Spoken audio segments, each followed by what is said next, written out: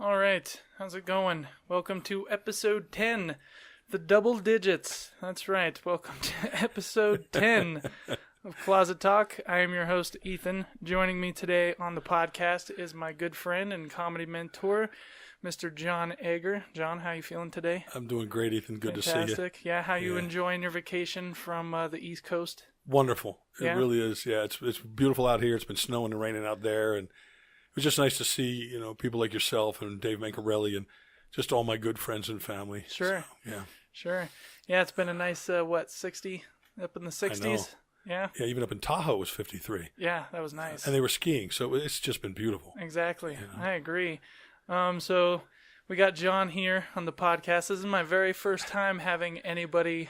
Usually I'm sitting in a closet by myself talking about all of my crazy ideas. If you didn't know what I was doing, you would literally come into the room and just hear a man talking to himself in a closet. It's just weird.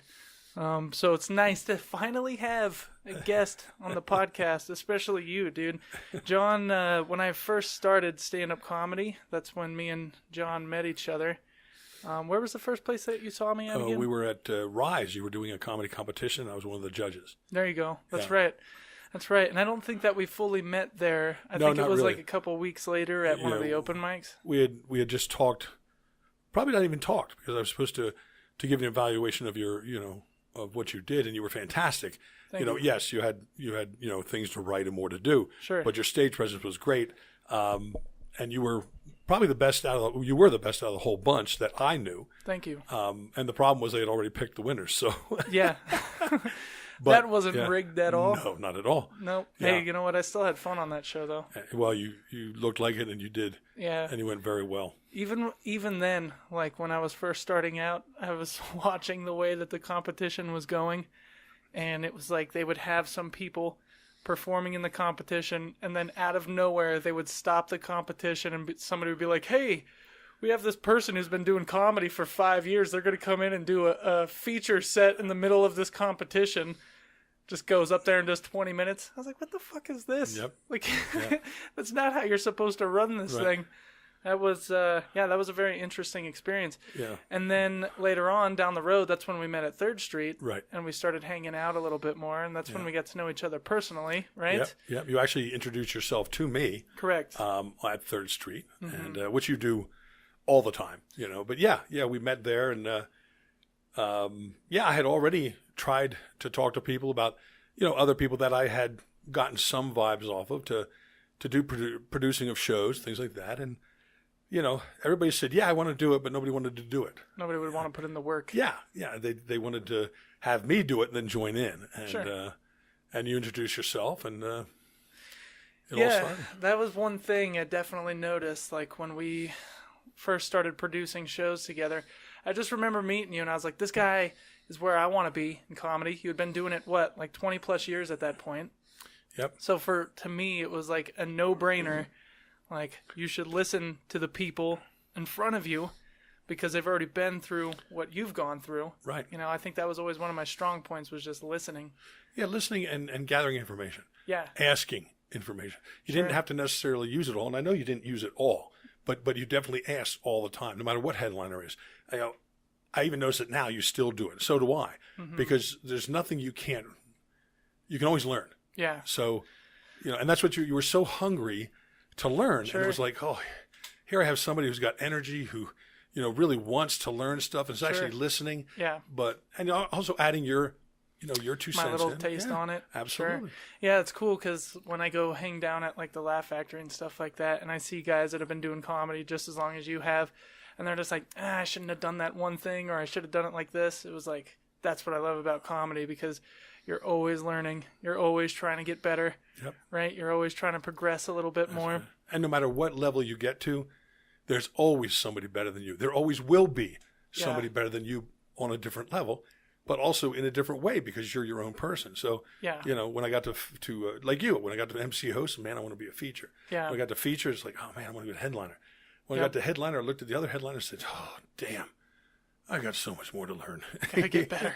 I gotta get better. Yeah. Damn it. Yeah, I know how that is. So let's go back a little bit, because when we had first started hanging out as friends, before we had produced any shows together, like that's when we kind of started learning each other's styles, and we would have these writing groups. And one of the things is when I was first starting, everybody was always like, hey, let's have a writing group. Yeah. But writing group always turned into, hey, let's get fucked up and not do any writing. Yep. And so when me and you started writing together, something just clicked, because I could see your personality pretty damn well. Yep. And you can see mine. So when we would help each other, we would say, hey, I have this idea for a joke. You would be like, oh yeah, but I also see you doing this. And some of the ideas that you gave me for my jokes, not all of them are used, but maybe the attitude and the way that I carried myself was used. And that's when we took a look at you and your material. You had been doing the same hour for how long? It was my second headliner set. So, no, I'm sorry. Actually, my third headliner set that I was into. So I had been doing it for over... parts of it for over 20 years, but most of it for over like 3 or 4 years. Sure. And now is that pretty common? No, I don't know. I think Carlin and a few others, they were changing these every year. Recycle things. Yeah, and recycle some of it, but also think of new ideas or a new way to look at the idea. Sure. Which is what we talked about. And yeah, so you pretty much guessed it. Well, because it's a really funny hour. It sticks every time, and I love hearing it. And then I remember you telling me about like some of the personal things in your life, about like maybe your sexual orientation and things like that. And that's when we really started being like, man, you should say this on stage because it's really funny. And that like took you to a whole different level, like a whole new direction too. Right. It put me back into reality. Yeah. It put me back into who John really was. Sure. And I hated you for it for quite a few months, not personally, but because you said, hey, when are we going to start working on the gay shit? And it's kind of funny because you do this podcast out of a closet, and I'm thinking, the minute you say it's out of a closet, I'm going, wow.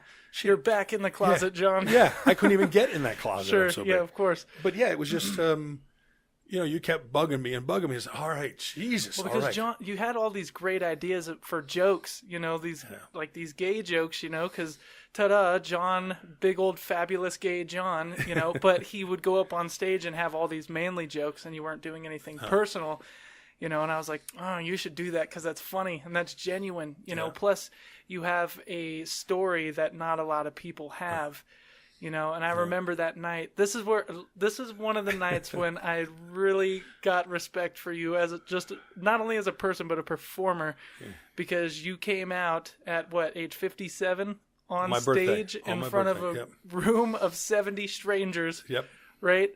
And so tell me a little bit about that show. How did that go for you? So, well, what happened was you and I had been working so much on these jokes, and I was very nervous, and we're outside as we always did, and just relaxing it up there at Wildflower. And so I'm getting nervous, and you're, of course, happy as hell as you always were. But this time I'm not happy, and I don't even know what to do. I'm so scared, so nervous, and all of a sudden you come over and you give me a big old hug because it's like, that I'm scared. Sure. And then you whisper in my ear, after working on this for over 5 months, you whisper in my ear, it's okay, John. You don't have to do it. And it's like, fuck you asshole. Because you knew the minute you said that, it was going to come, right? So So I get up on stage, and the crowd is there, and they're all with me. It was one of those encouraging things where it's just like, you don't have to do it if you don't want to. Do the whole reverse psychology thing on your ass. I'm going to punch you in the mouth. Yep. But, and you have that big shitty grin on your face. So I get up there, and I start to do my old stuff. I'm probably into it maybe 5 minutes, and it was just like, right in front of the crowd. I have it taped somewhere, I think, but it just says, I just said, I can't do this anymore. Because you and I had talked about it. I was bored. I was bored of myself because it wasn't me. And I remember my ears perked up like a dog or some shit. Well, you're just like, I can't do this. I was like, oh shit. Yep. Is he going to go for it? Yeah, and that's what happened. I went for it. You were already sitting there watching, and all these other comedians come running in, and I did the whole bit about how I came out as gay. Sure. And everybody was with it. Everybody was for it. It was just fun. And that ended up being a really good performance for you, right? Everybody was dying during that show because here you were, they were expecting the same old John jokes, and you just flipped it around. You're just like, surprise, fuckers. Yeah, which is part of it. I kept on saying to different people, people get scared of me if I went, Jesus Christ, he's big and effeminate, But yeah, it was for me, it was earth shattering. Sure. It just took my anxiety level. It went up a little bit at first, but I bet. Actually that night it went down so far I didn't even know which ends up because it was out. You seemed like you were flying after that show. Yeah, I was flying high. Yeah. And then a few days later I got a little nervous, but nothing happened. I didn't die. Nobody. Sure. No, you see, and that's the thing too, is why it was so hard for you to come out at 57, because 57 years old, back when you were my age, it wasn't a socially acceptable thing to be into the opposite sex at that point. You had to keep your mouth shut, right? Yep. And especially a man of your stature, what most people don't know about John Ager here is he was a United States Deputy Marshal. He was in the Air Force, right? Yep. I was also a Hatfield police officer. Hatfield police officer. I was a police cadet here in Reno. U.S. Marshal, Air Force, all that. And yeah, I was, back then, like when I was 18 at 76, I was a twink. Sure. There was no doubt about it. I was a twink. Sure. And all of a sudden, I can't come out. I can't say anything. So I was young. I was horny. I was very good looking at that time. Sure. And there was nothing I could do about it. And, you helped me bring out who I was. And it was like the weight of the world was lifted off my shoulders. It was like, you know what? You don't realize how much energy you spend, trying to hide things until you figure it out. Of course. Yeah. And you see, that's the thing is that mask right there. Yeah. That mask can really cause you to hide a bunch of shit that you should actually be letting go of, causes so much anxiety. I found it very funny, actually, that you had such a hard time of, now me personally, I don't understand the experience of being scared to come out because I'm a straight person and that's socially acceptable or whatever the fuck that means, but the stories that you told me, I would like you to share the one with the listeners here about the time you almost got your head taken off with the 12 gauge and you and your buddy are clearing rooms, right? Yeah. I mean, everything I did was to help people. Sure. And I loved being a cop. And I was a SWAT team person. I was the first entry for a SWAT team. So Breacher or something, right? Okay. So I wore 28 pounds of armor on my body, and I would go up and indoors first, and then my shotgun man, my cover man, was Tucker, and Tucker was just unbelievable with a shotgun. Plus, he was 6'2" tall, and no matter where I was standing, he was over me. Sure. So we got dropped in by helicopter. We used to hang underneath the helicopter about 150 feet, and they would come in over top and then drop us in so they wouldn't be hurt. We dropped in on the top floor, on the roof, and then we work our way down. Well, Intel told us that there was nobody waiting. We could get all the way down to where the hostages were being held. And so we would quick peek in a window for the stairwell. So I did a quick peek, and as I did a quick peek, this guy pulled the trigger of the shotgun, and so you poked your head up, and you were basically staring down the barrel of a 12 gauge. Yep. And as he's pulling the trigger, I'm ducking and falling backwards. And the trigger, he blew that whole window out. And Tucker went nuts.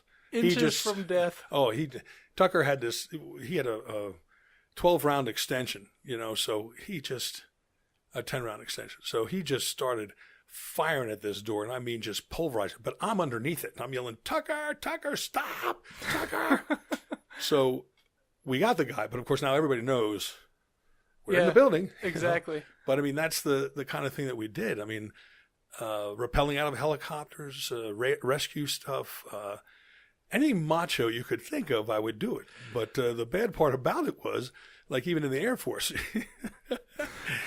wow. Yeah. What's funny too is when we were driving down the street the other day, we saw these C-130s doing touch and goes. Yeah. And I always thought like, okay, the plane just keeps going so the enemy can't shoot them, right? But there is no enemy here in Reno, Nevada. Right. And I thought, they only drop supplies, and then come to find out, you inform me that you have to roll out of these things sometimes at 20 miles an hour. Yeah. You hope they would slow down further. And sometimes you could roll out when they were making the turn. Sure. So they have to do that slower, Sure. But no, you got to get out. Yeah. And you got to keep moving. And they just give zero fucks. Like, this is what we trained you for. Yep. Tuck and roll. Don't flail. That's right. And if you get hurt, too bad. If we'll you pick get you up hurt, next time. yeah, exactly. Yeah. Well, at least you don't have to pay that medical bill, right? No, They take care of you. You don't. But right? it was just fascinating. It was so fun. Sure. All the stuff I did, it was just so much fun. But, what do you think your best memory of the Air Force or whatever service you were in at the time? What was your best memory, the funnest time that you had? Oh, God, there were so many of them. But I would say helping to train Marine Reserve units Sure. on how to terrorist tactics, how to sweep entire areas, and clean, and make sure that they're safe, all that stuff. Sure. Because we had so much fun just rattling their cage because... And there was no actual immediate danger? No, there wasn't. Sure. There wasn't. I mean, I did have a lot of fun, afterwards when you're done whatever you're doing, whatever mission you were to accomplish, you were happy as hell because you made it through. And your adrenaline, of course, was going. You don't have any holes in you. You're not missing any fingers. Right. Half Not a missing face. no men. You're not missing anything. Exactly. But and the other part of that, the most fun I had was when we were downtime and I was getting to work out with all these guys. Sure. Yeah. Of course. They didn't know it, but yeah. Of course, as a gay guy, I'm sure you get to see a whole bunch of a plethora of dicks. I would say. Well, and you know what? That does bring up the best time. The other one was when we were out in the field for 6 weeks. We finally found a good stream where you could get washed. Yeah. So no soap because you don't want to leave traces, no nothing. But so 12 of us would go down at a time. All of you would be naked. 6 would have weapons. The other 6 wouldn't. So 6 would guard, and then the others would wash, and then you switch. Well, I was never guarding. Sure. I was always watching the guys wash. So I always tell people I was watching watchers watch washers. There you go. And then you hand them a gun back, and you got a boner. I mean, there's nothing you can do, And they wonder, what's the boner for? Well, yeah. And you know what? I can imagine that there was at least a few more doing the same thing with you. You weren't the only gay guy in the field. Yeah, I would agree that. In fact, there were more guys became gay the longer they went without nookie. Sure. So, and there were other gay guys there. There were plenty of them. Yeah, it's that office hot thing. Yeah. You work with a bunch of ugly ladies. And my thing would be a bunch of ugly ladies, right? And then, as the months go by, you see the same people day in and day out. And you're just like, yeah, why not? Yeah. Let's stick it in that person. Yeah. Well, and the other part was that, I sucked a lot of gay dick. I sucked a lot of straight dick because they're all straight. I told them all the time, yeah, you're all straight until I'm wrapped around you. There you go. I can do more with you than I do with a lollipop. So, I love that confidence, John. Yeah. Well, And that's what's so funny to me about coming out like on stage. Well, I can imagine. I mean, doing stand up already is hard as fuck. You're trying to make people laugh. And then you're also kind of telling people a deep, dark secret about you. Meanwhile, this whole time, you've had almost your head fucking taken off, right? You've seen a whole bunch of wounds and all kinds of crazy shit. Had to jump out of airplanes. You've been shot at. You've had to shoot at people, right?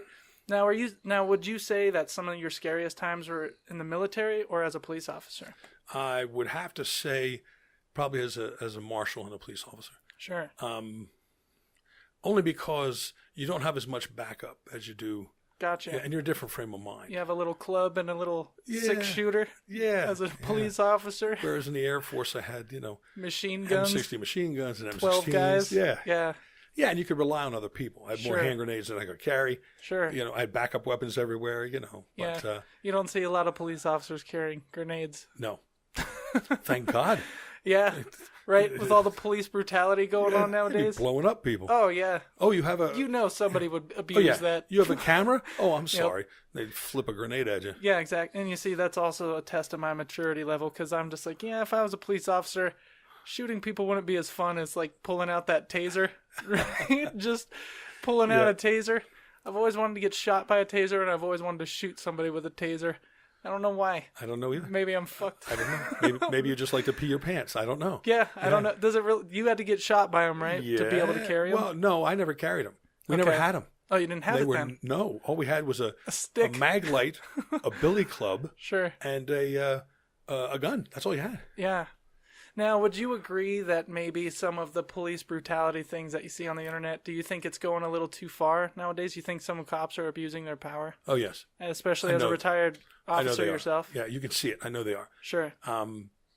I know there's great cops out there, lots of great cops. Really, they work hard to serve and protect. But the ones that are out there, number one, they're not realizing that everybody has a camera. And everybody becomes a news reporter once things happen. So you got to be pretty damn stupid to do this shit. Yeah. The other thing is that they're allowing their emotions to go crazy, to do crazy. Yeah, to dictate. Exactly, that's a good word. To dictate what they're going to do, and you can't do that. The other thing is they get scared. Well, if you're scared at what you're doing, don't do it no more. Yeah. Don't be a cop anymore. Because I go out there. I never went out there thinking that I was going to die or somebody was out to get me. Never thought that. I always thought I was going out there to protect people, to have fun with people, to let them know that we were there to help them, and that's it. And whenever I entered a situation, even domestic situations, it was always with a smile. Now, do you think that maybe also has to do with, the change of times and how we socialize as people, Yeah. There are a lot more. Do you feel like there's a lot more violent crimes on the streets now than there used to be? I mean, back in the 70s, you'd bust some people with some grass or something like that. I mean, I'm sure there was lots of violent crimes and everything, but do you feel like it's kind of climbed a little bit more, which is why they've kind of reinforced how they're, policing the area? I think there is, just because there's more people. Sure. But I think also it's because people are frustrated. They're frustrated at what goes on. Sure. But I think the biggest thing is what you said was, when and you grew up this way too. When I was growing up, you were responsible for your actions. Yeah. It didn't matter what happened; you were responsible for it. Sure. You couldn't put the blame on anybody else because you get your butt beat. Of course. And we were also raised by a neighborhood. So if we had like 9 houses on one side of the neighborhood. Sure. So if Mrs. Courtney, all the way down at the end of the block, if she saw you doing something wrong, she'd come out and she'd yell at you. Yeah. And if it was really wrong, she'd grab your arm and she'd beat your ass a couple times. Exactly. And your parents were on her side. That's right. And you had to run home as quick as you could and try to get to the phone before she called your parents, because double jeopardy was allowed. Yeah. You were going to get your ass beat. Yeah, you were going to get your ass beat. That little corded phone by the fridge. Yep. Yeah. So, but as a neighborhood, they could, anybody could give you food, and they would. Anybody would give you a drink. Anybody would give you a hug. They'd give you loving. They'd take you in if there was a problem. If there was a fire in your house, we took in a bunch of people, spread it out over. So that was the difference. You were raised by a bunch of people, and they all kept their eye on you. Sure. Just like if there was a nut out there, everybody would say, yeah, that Ager kid, he's a little screwy. Of course. Keep your eye on him. Yeah. And then nobody would let him get away with anything. Yeah. So morality and accountability were just basically in full swing. Yes. I remember coming out to visit you out on the East Coast, and one thing that really stuck out to me was the lack of fences around the yard. We were out back, we were all barbecuing, and you can look down the line of houses and just see every single person's backyard. Yeah. They come out and they're just like, oh, bring over potato salad, and all of a sudden, like, you just have like a whole community thing. There's not a lot of that over here on the West Coast. I mean, I know it exists, but in the neighborhoods that I'm in and stuff, everybody's so stringent and tight. I've noticed that all the bathroom stalls, like, they're getting a little higher, right? Nobody wants to be seen with the parts that they have, right? Everybody's privacy is because everybody's living through their phones, so they get all their sociability from this.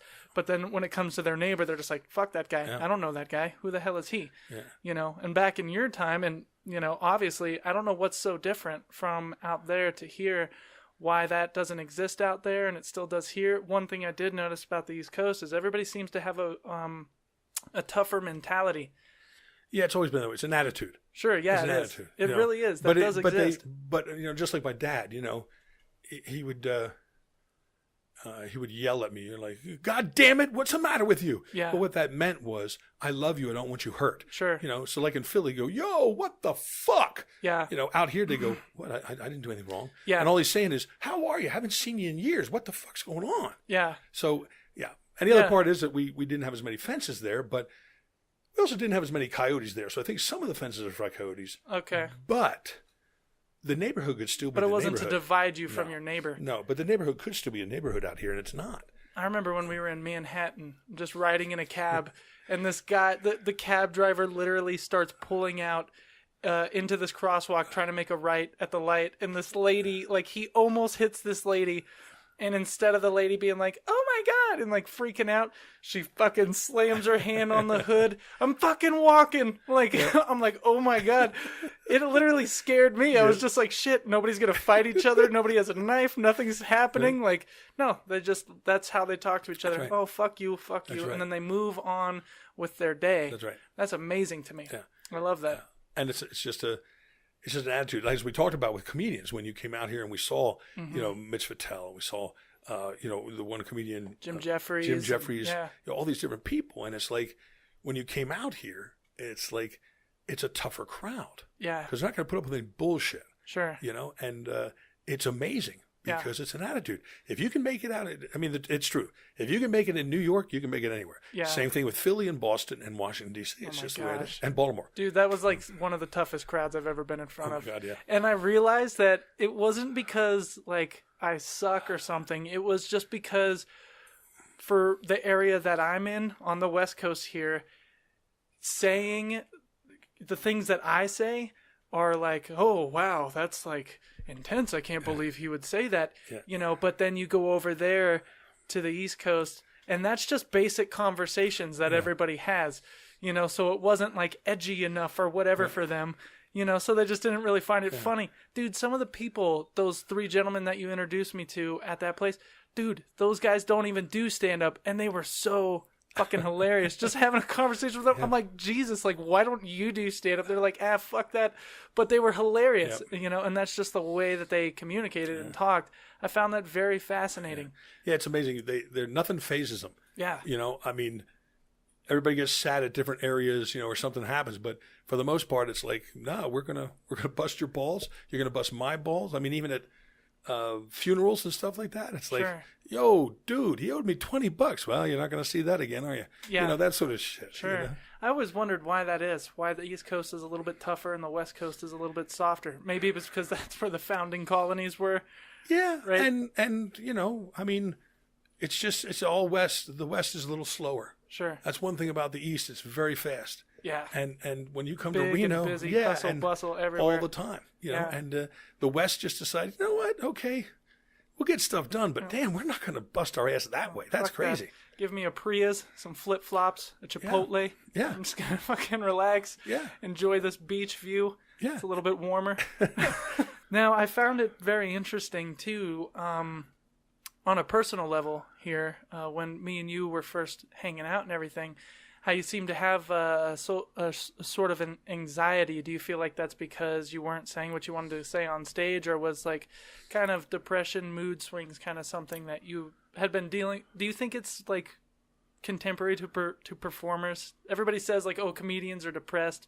I don't believe that, but I know some people are. Yeah, I don't think all of them are. I do know, several that I know that are suffering from the illness of depression, and anxiety comes along with that. And you don't now. For you, it wasn't because like, oh, I'm a comedian, so naturally I'm depressed. No, this was because something you had been been through a lot of shit. You've been through wars, police officers, all that shit. You've been through all of that. So do you feel like it's just a collaboration of all of those things? It was something all the way. It started way back when I was little, probably even in my mother's womb, hearing things. My dad and mom were always at each other. Not always, but they were at each other a lot. My dad was an alcoholic, very violent alcoholic. Sure. So we basically got shell shock or PTSD when we were growing up. 5 years old? Yeah. Even before that. Sure. And then you start to learn things, and I was just anxious. I was anxious as my safety. I was anxious of who was around me. Then you get into the professionalism of being a cop and you're being in the Air Force. So, then I get anxiety about, well, who's coming at me? And as a marshal, because you never know what was going to happen. So I always had to, for example, I would sit at a restaurant facing the door, near an exit, and watching everybody around me. Because that training just doesn't go away. Yeah, and you get so anxious. My uncle, he's the same way because, he used to be in the military as well. And, he was in the whole Iraq, stuff. Yeah. And he coming back now, like, it really changes you, like, in the way you think. Like, he will look, even just driving down the road in Las Vegas, look under bridges and shit like that before he crosses under them because he's worried about IEDs and stuff like that. Yep. So it's something that it becomes stronger in certain ways. Like I said, part of my whole anxiety and depression was also not being able to be myself. Surrounded by, men and wanting to do things. And I did do things, but it was always on the sly. It was always hiding. You couldn't be worried about getting caught. Yeah, you couldn't be a cop and be gay. You couldn't be in the Air Force and be gay. There was no fucking parade where you could walk around in chaps spinning dildos. Yes. Hello, Philly. I just like to say savage because it sounds very good. Savage. Yeah, no, you couldn't do that. None of that. No.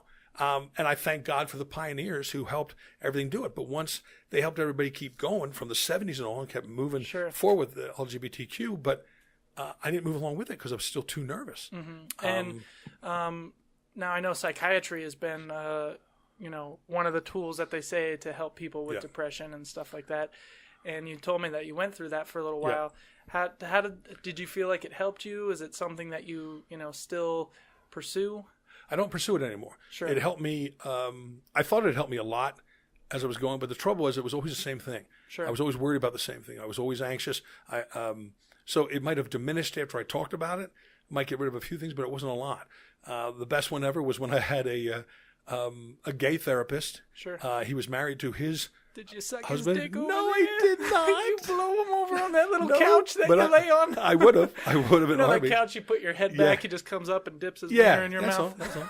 I was requesting it. He didn't allow it, though. Oh, sure, But he had been married before with 2 kids, and he left his wife after telling everything. And they all had a great big, they were talking and had everything going good. Communication was good. And his husband was there. But the difference was that, none of it really helped. The stuff that helped was when, after I'd met you, and we started talking about psychedelics. Psychedelics, that's right. I introduced you to that. Right.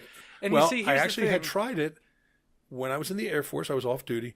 We were on drugs guarding nuclear weapons. Yes, nice. But everything turned out just fine. Just fine. Right? Nobody blew up. Yeah, exactly. But anyway, I was in the Air Force off duty with my brother, and he had made me try acid, and it wasn't a good idea because I was very nervous, very scared. Sure. And then, when I got here and met you, and you started to talk about psychedelics, and you started sending me all sorts of reading material and study people like Terrence McKenna and Chase and all these people just studying it and looking at it in a different way. Well, you see, that's the first thing, and because psychedelics are a passion of mine. I don't consider it a drug.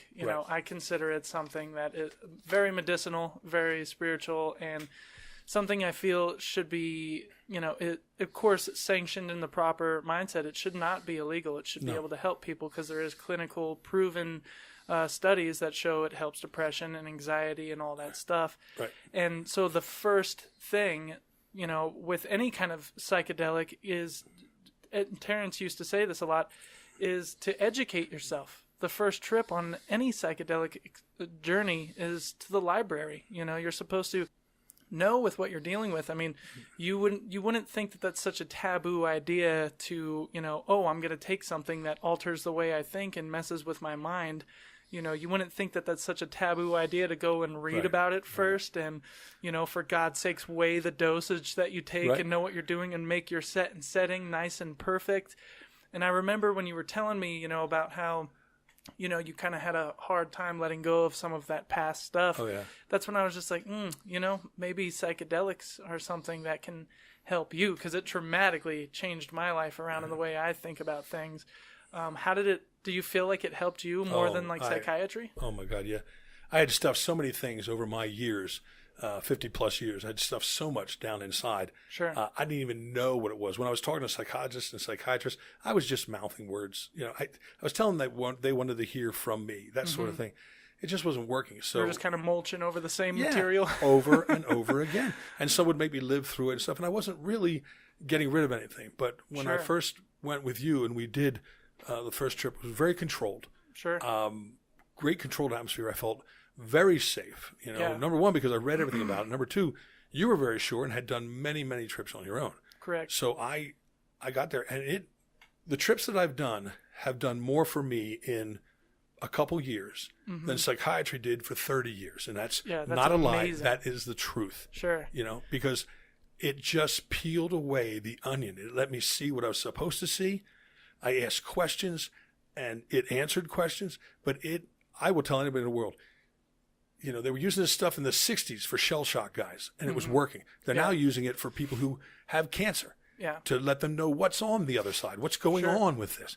But this stuff, you helped me, as you know. I mean, some of the trips I went through was holy shoot. Yeah, man. They're really intense. And one thing about it is like, it makes it very personalized for you. Right. So no amount of talking to a psychiatrist, I mean, granted, if that helps you and that's working for you, by all means do it. I'm not shitting on that at all. But, it's very personalized when you're under the influence of any kind of psychedelic. It's very personal to you and your story, and explains it in a way that you understand, right. And starts connecting the dots in a way that, work best for you. So somebody else could be like, just let that shit go, or maybe you got to forgive yourself, and the basic whole spiritual stuff. But when you're under the influence of whether it be psilocybin, LSD, or DMT, whatever it is, it's very personalized for you and shows you exactly how you need to heal on a personal level. Right.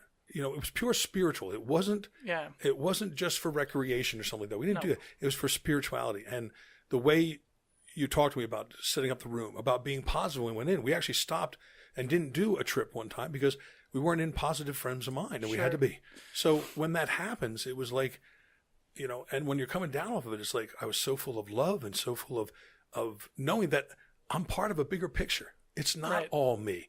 And the other part was I started crying after every one. And the last one we had, the big one, was this.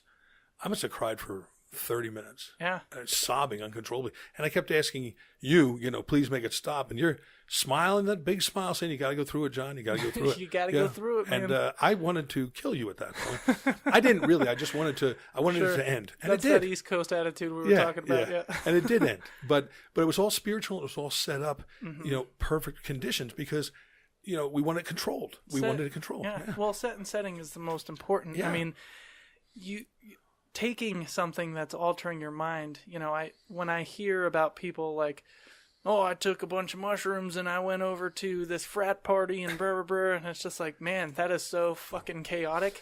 How do you even stay focused and, how do you learn anything in that kind of environment? It's just nothing but chaos, and Terrence always had this thing of taking 5 grams of dried mushrooms in silent darkness, tuning off all your senses. That's what we did. Isn't that mind-blowing, right? How it just, you're not in your bedroom. It takes you to a completely different place and shows you everything. Face first, John. That's what you said. Roller coaster, face fucking first. Yeah. Here we go. Yeah.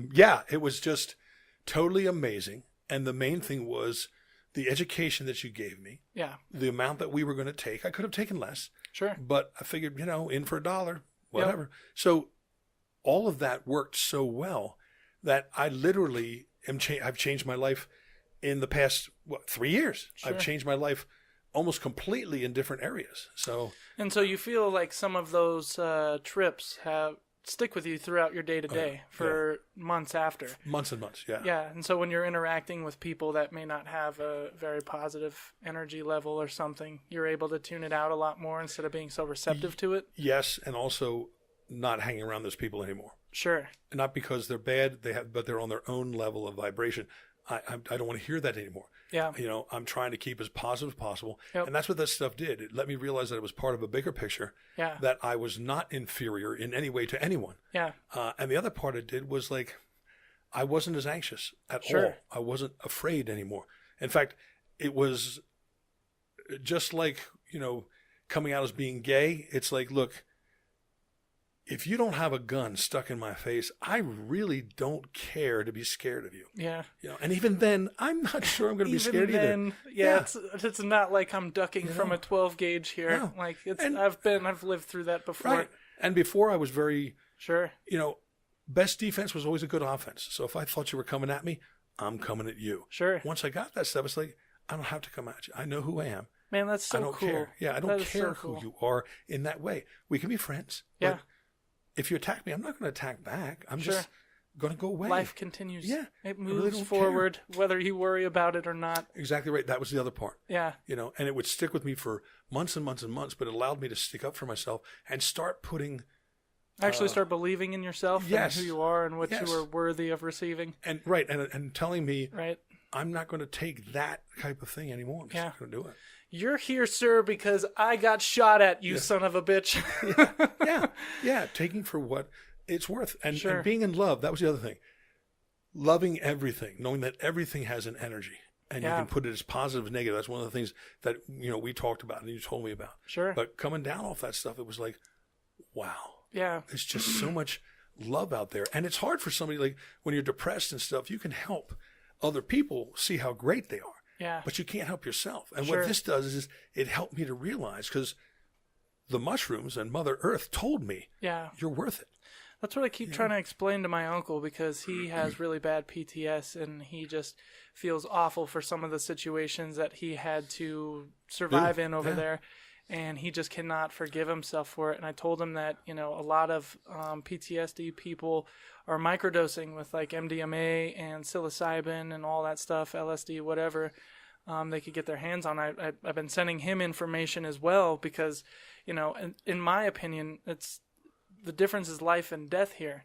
Like he is feeling bad, really down about himself, and is very suicidal, in ways that is not healthy. And in my opinion, having these experiences with certain molecules and stuff like that has helped me. I feel like it can help him too. And who is anybody, any politician, who is anybody to say what you are allowed to experience? Right.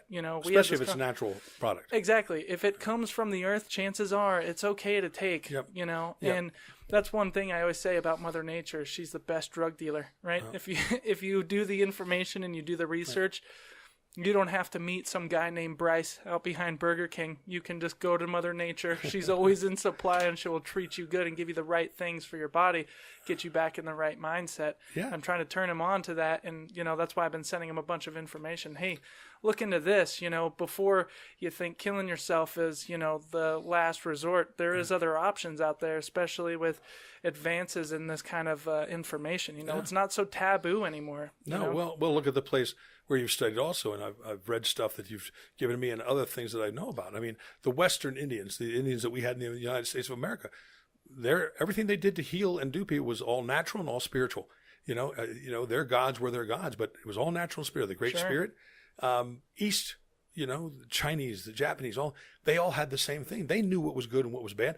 The shamans down in South America. I mean, these people have been going on trips for years and years because they wanted to find out, who am I and where do I need to go and what do I need to do? Yeah. I mean, that's the shamans in the Amazon and drinking ayahuasca and stuff. I saw this cool documentary, and kids 10 years old were drinking ayahuasca. Like, they firmly believe, like, this is part of life. This is part of our culture. This is what you do. This is how you live. And they say that, because people have been confused. How did you know to mix these two plants to get that trip? And they said that the plants told them that people used to have a level of a perception that has been drowned out by all the technology and everything that's going on nowadays. Yeah. People used to be more in tune with nature, and that makes a lot more sense when none of this shit was around. I mean, as amazing as it is, when you were just scavenging for food and shit in the jungle, chances are you were a lot more in tune with your surroundings. Right. I mean, I feel that when I go on long-term camping trips with my dad, when we're out in the woods just for 3 days, the appreciation I have for the pot that boils my water, there'll be days where we don't say anything, and you get back to the city and you almost forget, like, oh shit, I haven't said any words in 2 days. Like, you really become more in tune with everything around you just by silencing a little bit and being quiet. out. Yeah. And that's one thing that the controlled circumstances and everything else did. It silenced and let me be who I was and let me go where I needed to go. Sure. I mean, part of that whole thing too is just, the fact that, like you said, people were in tune with plants, but they were in tune with animals too. Sure. They were in tune with everything. They knew that everything had an energy. Exactly. That's why people would say, I knew you were coming 3 days ago. You can feel it. Mm-hmm. Something happens. But I do know that it was the best thing that ever happened to me. Sure. And I thought the funniest part was when you told me that Terence McKenna said, well, if it doesn't work, take more. Take more. Yeah. And I felt so good, and I feel so good. Yeah. And it's helped me. Don't diddle the dose, right? No. You've done your homework. Shoot for the fucking moon. That's right. Go for it. Damn near made it. But do you feel like it helped performing? I think so, yes. Well, no, I don't think so. I know so. Because I'm becoming, since I came out, And since I've been with you and we've been writing and things like that, and of course, talking to a few other people, not many, but a few, I have become me. Sure. And I'm becoming more and more of me. And to tell you the truth, that's great. Yeah. Because as of now, age doesn't matter. I'm going to be 60 soon. You know how cool that is, John? That when you met me, I was like 25, something like that, and you were approaching your mid 50s, right? And you literally entrusted me, a 25-year-old kid with a neck tattoo. God forbid that mistake. You trusted me to take you to this. Yep. And I mean, I didn't really have any control of the situation. Once you take it, you're on your own. Whatever it needs to show you is what you have to go through. But I can teach you my experiences of setting up your environment properly, right? Putting something in a slow cooker so that way you can heat some food afterwards. Right. Being in a nice area where you're just surrounded by comfortability and, you know, you're going to be okay. Yep. You're not driving. That's one misconception people have is I was reading the other day about what a Schedule 1 drug is, what classifies a drug as Schedule 1. And the first thing on that list was it has a high probability for abuse, right? And I was thinking, so mushrooms and psychedelics and even marijuana, like those are a Schedule 1 drug. You know what methamphetamine was at Class 2? Yeah. You know how many people, if just walk down the street of Reno and tell me, mushrooms are methamphetamine. That's right. I guarantee you look at half of the people break dancing on the corner of 4th Street are on fucking meth. That's it. They are not on mushrooms. And they have no teeth. Mushrooms does not take your teeth away. No, it does not. It doesn't take anything away. It doesn't. Well, also at the same time, like, you got to think, like, when you go through this experience, it is really intense and it is very personalized. I don't know about you, but anytime I've ever done it, I get, you know, a little bit anxious. I'm like, oh man, like this is going to be real. Like, you know, anything you experience is pretty much real. You're not hallucinating. Like, who can say that experience wasn't real just because they didn't see it? You know, you went through it, so that's an experience. So that is real. You know, so I just thought it was funny that this was under a Schedule 1 drug, a high abuse rate. Like, there's nobody that's abusing that. Nobody wakes up every day and is like, oh, I'm pawning DVDs to eat a bunch of fucking mushrooms. Right.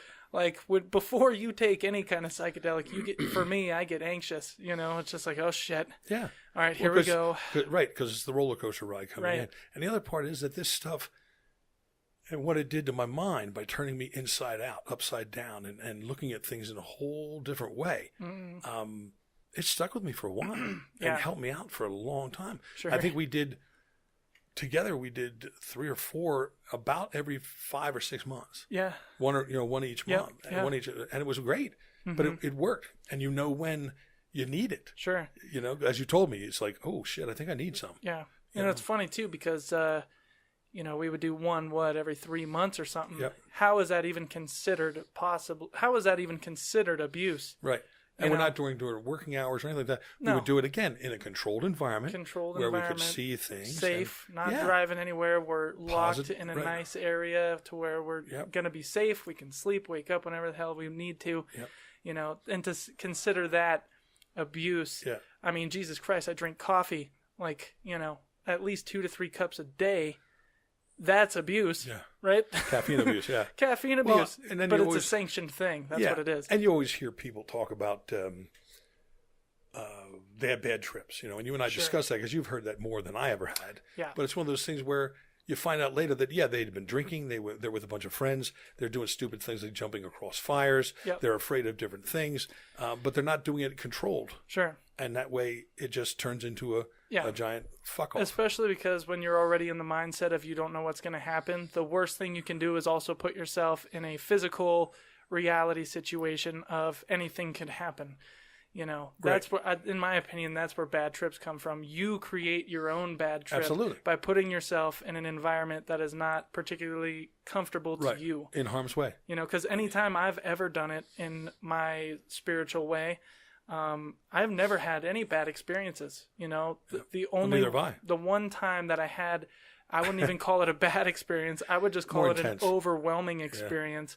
was when there was people around me making noise. You know, I was at my house, but there was a bunch of friends over and they were making noise in the living room, and it was just a whole weird thing, like I was building up my own anxiety, you know, worrying that they were going to get like the cops at the place or something because they're bumping the music at like 2 a.m. Yeah. That caused anxiety, you know.